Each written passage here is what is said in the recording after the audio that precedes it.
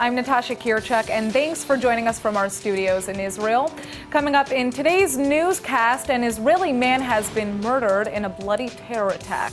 The Knesset is moving forward on Jewish expansion into the West Bank.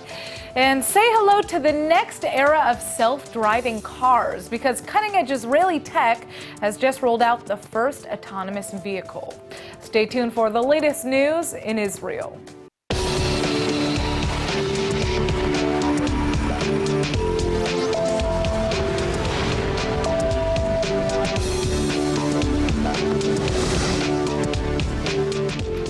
An Israeli man has just been murdered in the northern West Bank. 35-year-old Rabbi Shevach, a father of 6, was driving his car near the Chavat Gilad outpost when another car pulled up next to him and opened fire.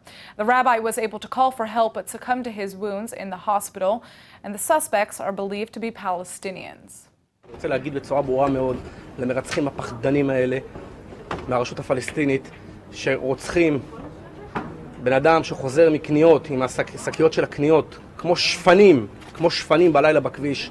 אנחנו חזקים יותר מכם. עם ישראל הוא חי, הוא חזק, ואנחנו ננצח את הפחדנים שלכם, אנחנו ננצח את הטרור שלכם, כי אתם קידשתם את המוות ואנחנו מקדשים את החיים.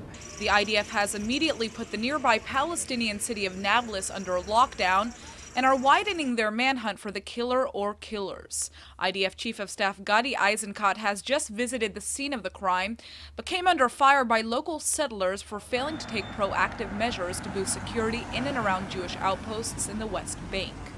Hamas has openly praised this horrific terror attack, pinning it on recent U.S. policy shifts, including President Trump's bombshell decision to recognize Jerusalem as Israel's capital and his threat to cut U.S. funds to the Palestinians for refusing to negotiate.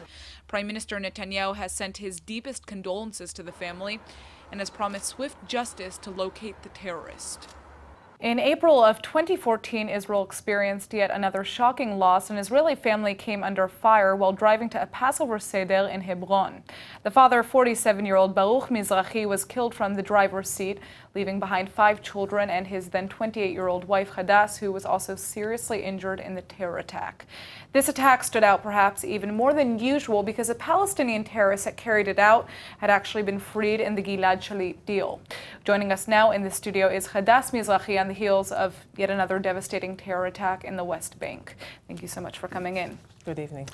All right, Hadas, so, it has been almost 4 years since this horrible attack that changed the course of your life. How has it affected you since? I know that's a big question. Yeah, it begins when they shot it on us and I was seriously injured. I was a long time in hospital.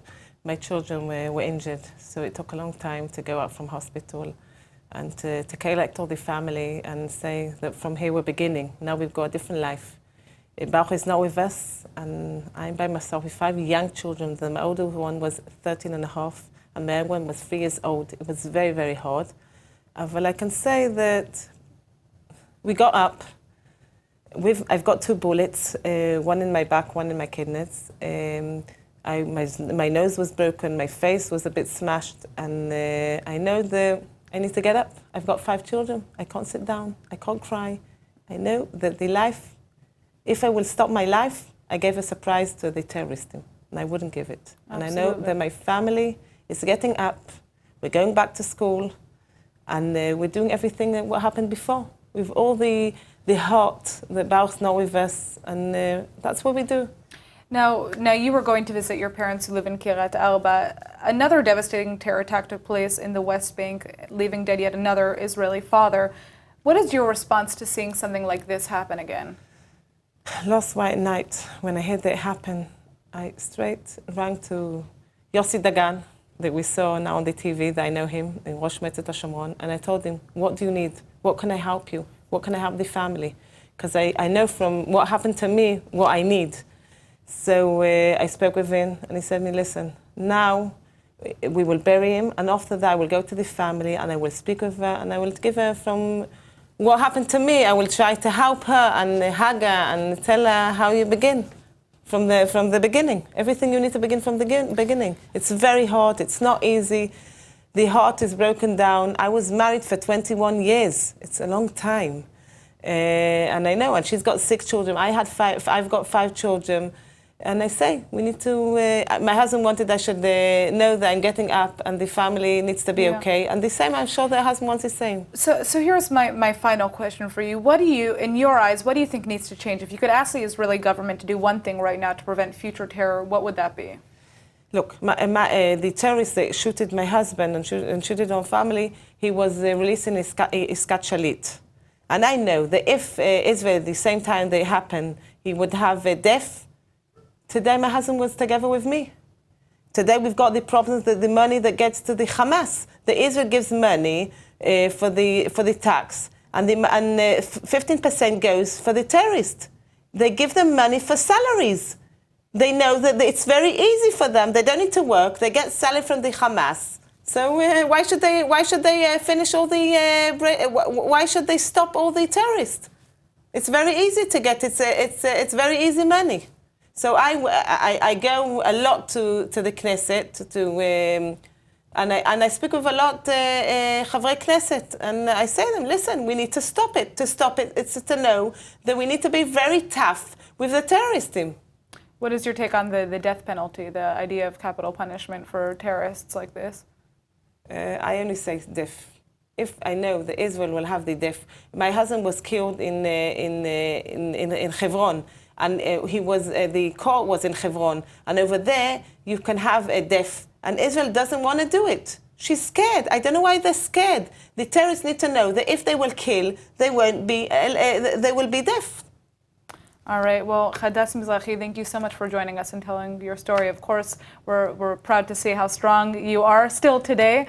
And it's good to see that there's somebody there to support, the next victims, obviously, of this latest attack. I want to say only that were a lot of families, like 1,000 families, that were attacked in the terrorists, and we're all together with Im Tirtzu. We're very strong, and we try to hug everyone. All right, thanks for joining us. All right, the Knesset is convening shortly on a plan to boost the Jewish presence in the West Bank. Defense Minister Avigdor Lieberman has confirmed that Israel is planning to greenlight construction for over 1,200 new housing units in the region and nearly 2,500 more homes in the near future. ILTV's Aaron Porras has the details on this.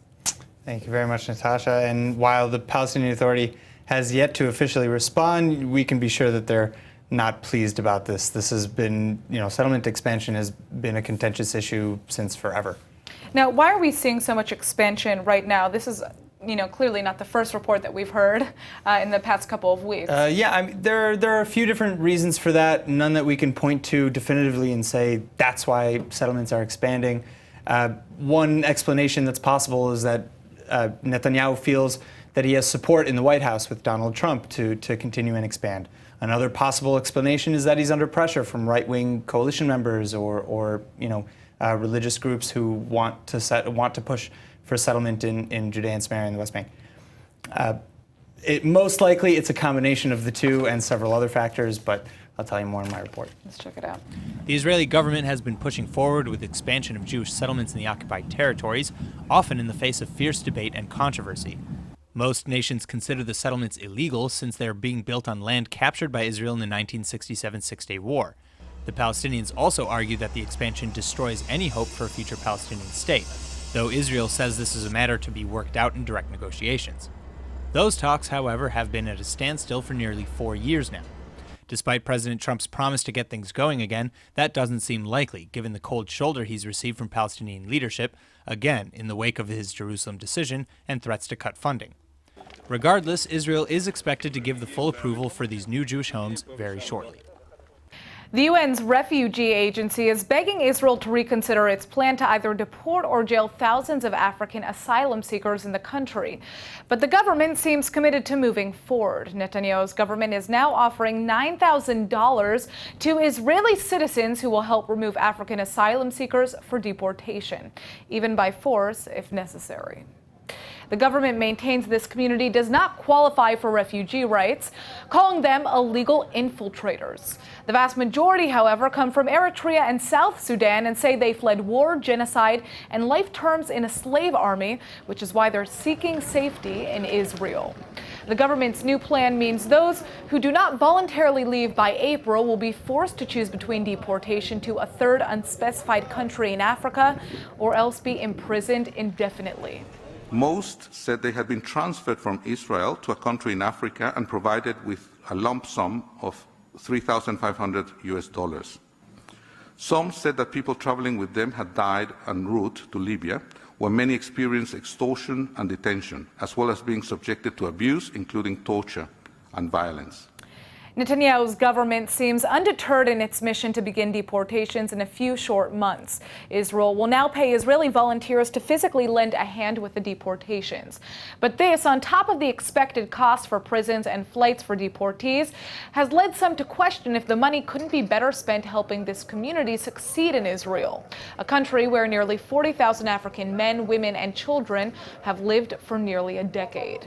From our point of view, we feel that Israel should be trying to find solutions for this population, which is quite sizable, and that in Europe, at least in the case of Eritreans, has a very high recognition rate. So we would expect among them, many of them would qualify for refugee status. So what we would like to see in Israel is more, and we are willing to help in that respect, is to find legal alternatives for these people through resettlement in other countries. To that point, Israel's pro cycling team has actually just signed an Eritrean refugee to represent Israel in the 2018 Giro d'Italia. Some have pointed out the bitter irony that the racer, 25-year-old Awet Gebrimedin, currently has refugee status in Sweden, which allows him to race for Israel. But if he lived here in Israel, he'd be first in line for deportation or jail this April. Well, the Israeli Prime Minister has just suggested that Israel directly thwarted multiple 9/11-style terror attacks that were targeting European cities with civilian airplanes. Though Netanyahu didn't get into specifics during an address to a council of NATO ambassadors in Israel, he did say that Israeli intelligence had provided information that has stopped several dozen major terrorist attacks, many of them in European countries. Attacks that would have been especially horrific because they would have involved civil aviation. The head of Israel's Mossad intelligence agency, Yossi Cohen, made similar comments earlier in the day, emphasizing Iran's role in fueling terror all over the world, and saying that Israel has eyes and ears and more in Iran at all times. But in addition to Iran, the still present forces of the Islamic State remain a vital threat, especially since, unlike Iran, this force is more of a cause than a country. Regardless, Netanyahu says Israel has prevented ISIS from setting up a Western front in Egypt's Sinai and has prevented ISIS terror from spreading into Israeli territory. The IDF is extremely proactive when it comes to preventing potential threats from enemy forces. An example the rest of NATO is likely studying very closely. All right, a pair of tourists from the Czech Republic were on their way to visit the Dead Sea when they accidentally took a wrong turn and ended up in a Palestinian village in the West Bank. Luckily, Israeli police saw what was happening and acted immediately. The tourists ended up driving into the Palestinian village of Tekoa, close to the West Bank city of Bethlehem. Israeli police arrived in time to help them turn around and head back into Israeli territory, but not before local Palestinians apparently came out of their homes and allegedly began pelting their cars with stones. The tourist's car has been slightly damaged, but otherwise there have been no injuries reported. Needless to say, this probably wasn't the relaxing vacation the tourists were hoping for, but luckily they're safe and sound thanks to the quick Israeli response. All right, well, this isn't going to sound pretty, but during surgery, one of the main risks for patients is leakage from internal wounds. Luckily, one Israeli startup has come up with a revolutionary new solution, an adhesive bandage that is made out of algae. Joining us now in the studio is Tomer Fuchs, the CEO of SealAntis. Thank you so much for joining us. Happy to be here. Good All right, evening. so it took me a little to say revolutionary, but this is very revolutionary what you guys have created. Tell us a little bit about this bandage. How does it work? It's not actually a bandage, it's actually a sealant, like okay. a glue or adhesive, and it's made of algae. So the surgeon, when he gets to the operating room, he gets a syringe set in his hand or a syringe set with a cannula, and he can deliver it to the patient's body where it's needed. Interesting. So it ends up forming a substance that then blocks the wound from leaking, correct? Exactly. It reinforces the internal wound in order to prevent that Very leakage. interesting. Yeah. Okay, so it becomes a bandage. It's an adhesive formula. Yes, that becomes a gel. Yeah. So how did you come up with this idea, and why algae? So our founder is a professor from the Technion in Haifa, Professor Chavatzelet Bianco-Peled, and she was inspired by the way that algae can adhere to rocks and vessels in the sea. And she thought, what can she do with understanding the mechanism of action of how algae does that, and how this could be translated into a life-changing tool for the surgeons.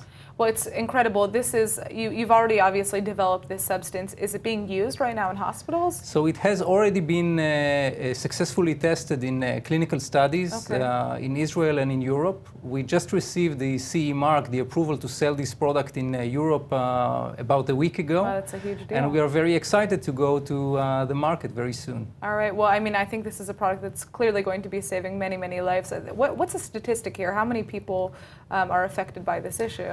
So gastrointestinal surgery, which is the indication we are currently pursuing, and many more to follow, is taking place in over 2 million procedures per year.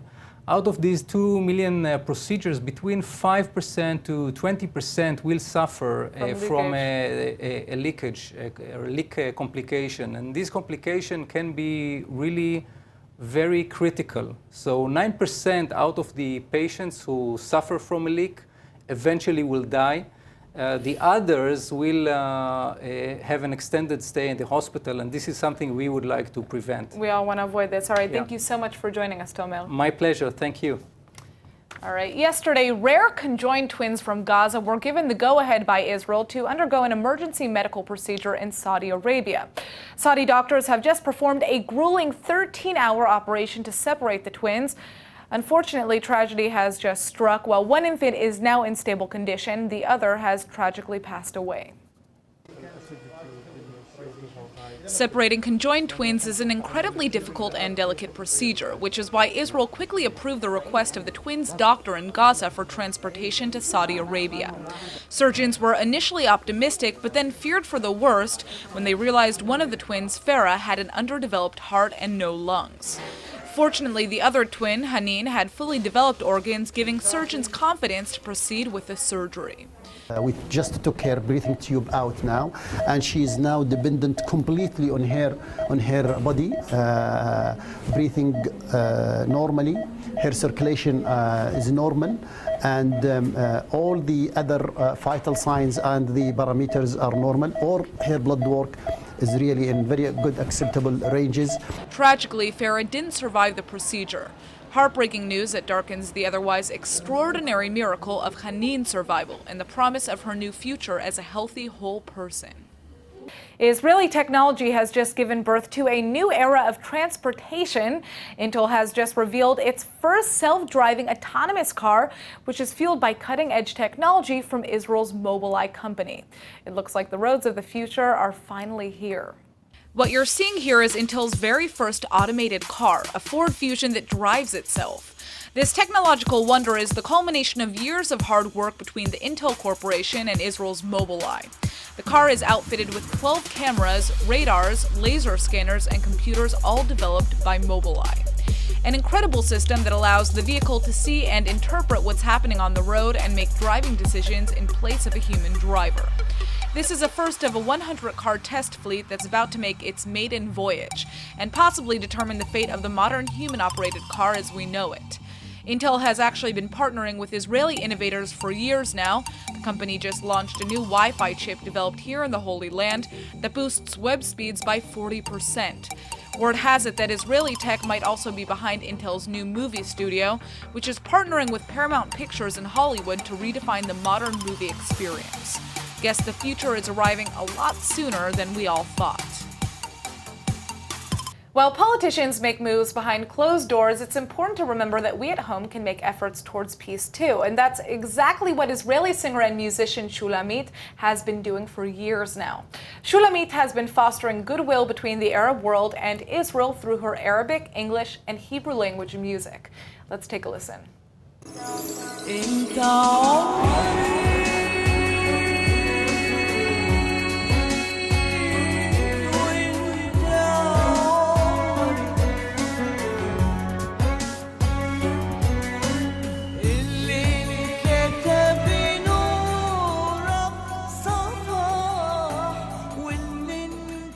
Here with me now in the studio is singer, songwriter, and musician Shulamit Turbiner. Thank you so much for joining us. Thank you. All right, so Shulamit, what was that song that we just heard? It's Inta Omri of the biggest singer in Arab countries is Kulthum. It's a very, very famous song, and I took that and I did it in a new version, like Beautiful. world music. Why did you choose to focus on music in Arabic? Because I tried one song and It touched you. Not only that, for my house I speak Arabic. Okay. And my grandmother speak with me only Arabic, so I... Where is your family from originally? Lebanon. Lebanon, okay, Yeah. very cool. So she speak Arabic and French, so I couldn't This speak is a with her. language you grew up with? Yes. Okay, so it was very natural for you to start singing in yes, Arabic. yeah. But it's interesting because you have a unique Arabic language music project, and it's helping Yes. kind of support peace, right? Can you tell us about it? Yes, it started when I published one song of mine in the Arab countries, and I get such a beautiful feedback. And I did it again and again, and I have 1 million of fans from Arab countries. Which is something very special. I mean, it reminds me of kind of Rita, right, in Iran. She also got a huge following because she would sing in Farsi. Farsi, yeah. Right. So they know that I am Jewish and I'm Israeli, and they didn't care about it. And everything they write to me, some beautiful things like, wow, and so it encourages you to just make more and more and more music. Yes, and it was so fun to see that the people in Arab countries, they are not like the government, like right. They're not focusing on the political issues. All right. So for those of our viewers who are interested in listening to more of Shulamit's beautiful music, search for Shulamit X on YouTube. On YouTube. On and YouTube, yes. Today I released this song. The Interm is just now on the air. Oh, perfect. Yeah. All right. Thank you so much for joining us. All right, guys, Israel is launching its first annual African Film Festival, which is set to begin next week. The event will be showing a wide range of African films, and ILTV's Emmanuel Kadosh is here to give us some more details. Thanks, Natasha. The goal of the festival is to promote a wide range of different African works, which are actually not available for distribution here in Israel. The festival is set to begin January 16th until the 20th, but will hopefully continue for years to come. I'll give you more details in my report. There are tens of thousands of African asylum seekers living here in Israel, and the new festival is hoping to promote a deeper understanding of African cultures through film. According to the festival's director and producer, Bazi Geta, 18 different movies will be shown throughout the festival, made by a variety of young and fascinating African filmmakers. Israeli and African ties have been growing stronger over the past few years. In fact, the Israeli Prime Minister traveled to Africa and met with 7 different African leaders just last summer to improve relations, saying, quote, "Israel intends to return to Africa just as Africa is returning to Israel." This new annual African Film Festival is just one sign of bettering ties, so make sure to pay a visit and get your tickets. And now for our Hebrew word of the day. From African film festivals to self-driving cars, Israel's been behind some pretty amazing stuff lately. That's why our word of the day is ptatza, which is how you say something's the bomb in Hebrew. The 90s, a time that was totally ptatza, or the bomb. Obviously, because it gave us wonderful expressions like ptatza. The Israeli slang for calling an awesome slice of ptatza comes from the Hebrew verb for to explode. So if someone says, "Oh wow, your haircut is totally ptatza," don't worry, your hair is not literally exploding. It just means you need to reread Urban Dictionary. All right, let's go ahead and take a look at the weather forecast. Tonight should be clear with little change in temperatures and a low of about 53 or 12 degrees Celsius. Tomorrow you can expect clear sunny skies and a rise in temperatures to a high of roughly 72 or 22 degrees Celsius. All right, that's it for today's news. Today's exchange rate is 3.44 shekels to the American dollar. Remember to sign up for our daily newsletter at iltv.tv. And don't forget to follow us on Facebook at Israel English News and on Twitter at ILTV News. I'm Natasha Kirchak, and thanks for watching.